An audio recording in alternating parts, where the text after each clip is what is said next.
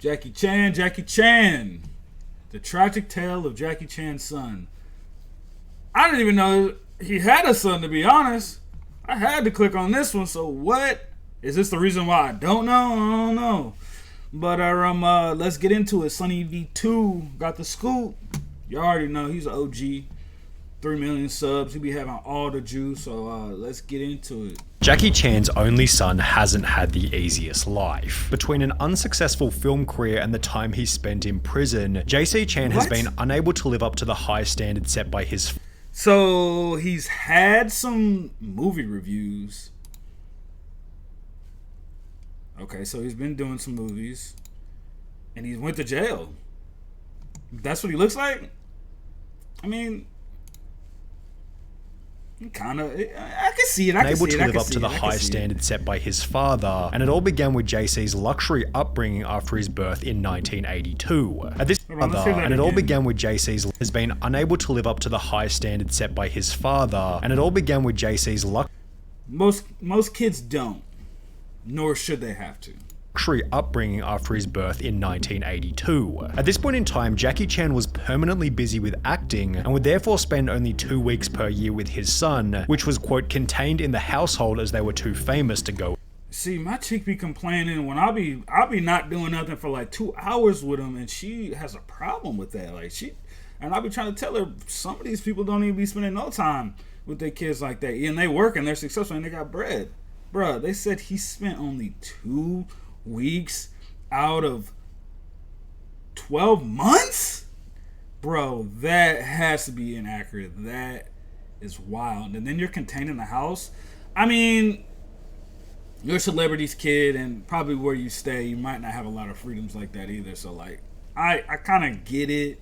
But man, I don't get this part. This is wild. I did not foresee Jackie Chan. His father's busy schedule meant that JC was raised almost entirely by his mother, who began to spoil him with luxuries afforded by Jackie Chan's fame and fortune. Jackie wrote in his memoir, when he was little, JC never had to worry about having enough food, how to pay his school fees, or if he needed to be driven anywhere. I would arrange it all. I regretted that later. No one should have such a good life from their birth. I kind of agree with this, but at the same time, there's some things in me because of the way I grew up. Some of that would have been nice. Some of it, not having it, is also a benefit. I agree and I disagree with that. Chan clearly believed this, as his upbringing was almost the opposite. Brought up in dirt poor conditions by refugee parents who couldn't even afford to pay for his birth, Jackie Chan was forced to develop discipline as well as an appreciation for scarcity. Yeah, but what's the point in doing all that, working hard, and you don't provide the most important thing to your kid, which is a parent? Like, you providing everything or putting him in conditions that are gonna benefit him and that are hard, where he can learn his lessons, nothing's gonna affect him more than not having his dad there or his mom. So, like, all the lessons he could have learned is... Yeah, they could benefit, but the most important one is having your dad there. So let me just throw that out. In addition to this, Jackie Chan's youth consisted of drama training all day long, from 5 AM to 11 PM with breaks for lunch and dinner. When he misbehaved, he was beaten with canes. When he fell ill, he was told to suck it up, which Jackie Chan has since highlighted as beneficial in comparison to his son's upbringing. I really thank you, my teacher, that tortured me, becoming really, we never... See, that's the thing about a lot of the kids these days. We all know it's illegal to hit kids nowadays, but some of these motherfuckers need to get the belt again. Like, my generation, I was born in 1992, bro, we was getting our ass whooped. And I could say all those whoopings, some of them benefited more than the worst ones that did not. So overall, I feel like most people our generation would say our parents giving us whoopings was a good thing. Now, some of these parents nowadays, including me, like, it's like discipline is like whooping is like one of the last things to do, and I haven't done that in years. But man, it's tough out here for these parents. Like, some of these kids need their ass beat with the belt. Drop one rice on the table. Whenever I go back my home, I see my son's shoes, one like this, one like this. One socks, not the socks. no discipline. JC's cushy childhood led Jackie Chan to write in his book, "When he was a teenager, I definitely kids didn't aren't gonna think be like JC that, was though. pushing himself hard enough. I'd work all day, go jogging at night, then get back and see that he'd gone to bed, even though it was only 9-something. I'd grumble, he's asleep already. Well, yeah, he don't have those images of being broke and this and that and not having to work. He don't see his mom struggling, so I understand that. Which it's good to not have your kids stressing out and looking at other kids that have stuff that he wants and he's not getting it. Now, the living conditions, I agree, they need to be nice, but this is understandable from the environment you're putting him in. Like, you can't put a freaking lion in heaven or a baby cub in there with unlimited food and flesh to eat and not make them hunt and then expect them, and dad comes back from a hunting expedition or hunting out for a week and he's a tiger and he's looking at the sun like, why aren't you? Like, of course that's gonna be like that. Like, bro, what are you doing? Storm out in a bad mood and go jogging again, thinking when I was his age, I wished he could follow me around all day to see how much I did. Sometimes I'll have 8 meetings in a row, right up until midnight, then I'll go home, do some exercise and read scripts. JC's clear lack of drive and ambition in comparison to his father led JC to drop out of college at the end of his first year, stating, I wanted to be a musician. All you can see in Virginia is sheep, although other sources state that he was expelled from the school as a result of excessive drinking, unclean living conditions, and 2 semesters worth of unwarranted absences. Well, so he was in Virginia. It's boring as fuck over there, so I don't blame him, bro. He said all there was a sheep. That's wild, bro. I don't think the internet was popping like this. Imagine Jackie Chan's son doing TikTok. So glad it didn't come out. Oh, woo. JC's desire to become a musician was against the will of Jackie, who had not wished to see their son in show business. He wanted JC to be a lawyer, an engineer, or a doctor. See, you can't project. Stop projecting what you want, what you failed at, what you didn't have enough goal to chase or enough brains to chase yourself. Don't see what your kid likes to do. See what resonates with them. Push them to develop their talents like that. Like, you'll be resented for this. They're gonna be hollow inside. Like, this ain't cool. As JC's mother had, quote, already lost her husband to this profession. Despite the wishes of his parents, JC moved from Los Angeles to Hong Kong in 2004, where he planned on cultivating his own successful story in music, stating, "It is my hope to become famous based on my own abilities, rather than rely on my image." Respect. JC was so confident in moving to China that he gave up his American nationality in exchange for Chinese nationality. Buddy. Nah, I don't know about all that. You can go over there and get cultured up, you know what I'm saying? But damn, he must not fuck with America at all. He said, man, fuck that. However, it's possible that this choice came into question after he'd released his first album. Described in reviews as being a horrid absolute waste of money, the album simply titled JC was a commercial failure. The reason for this, as described by JC himself, was because Hong Kong is different from other places. You need to do music and movies, leading JC to appear in his first film titled The Twins Effect 2, which received an IMDb rating of less than 5 out of 10 stars. And while it'd be ridiculous, Well, China's just different. I'm surprised he didn't read up on it. It sounds like he just wanted to escape, man. They don't even allow people on their TVs with tattoos and like big ass chains. Like, they only allow BTS femboys and stuff like that. Like, bro, they're not even gonna get your stuff. You probably got shadow banned everywhere, bro. Ain't nobody finna be buying that bullshit. Sorry.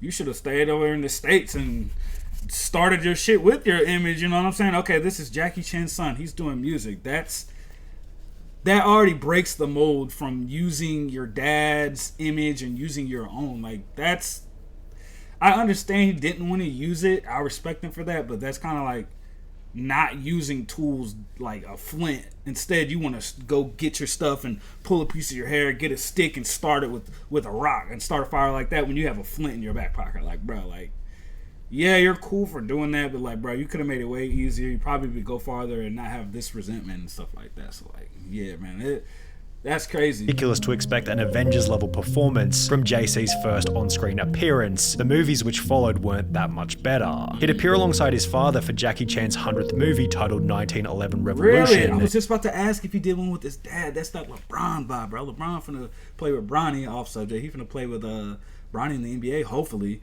But we finna see. I didn't know he had a film. How did I not even hear about this? Like, this is Yet crazy. the collaboration resulted in Jackie Chan's least financially successful and least positively received picture to date, grossing only $127,000 before receiving a score of 8% on Rotten Tomatoes. 1 year later, JC would play the main character in a movie called Double Trouble, which also entered media headlines after grossing an even more pitiful $9,000 during its first 2 weeks, making it one of the biggest box office flops in history. To add insult to injury, JC would then play the main role in a movie called Whoever, which, despite a government mandate forcing it to be played in half of the country's cinemas, failed to crack the Chinese top 10 and has received only 15 ratings on IMDb since its release. I mean, at least he kept going, but maybe it was more of a... I mean, movies aren't dependent on one actor like this guy. It looks like there's multiple roles, but like, if he ain't resonating with him, like, this kind of makes sense. He doesn't want to act. He forced himself to do it. It is what it is. Like...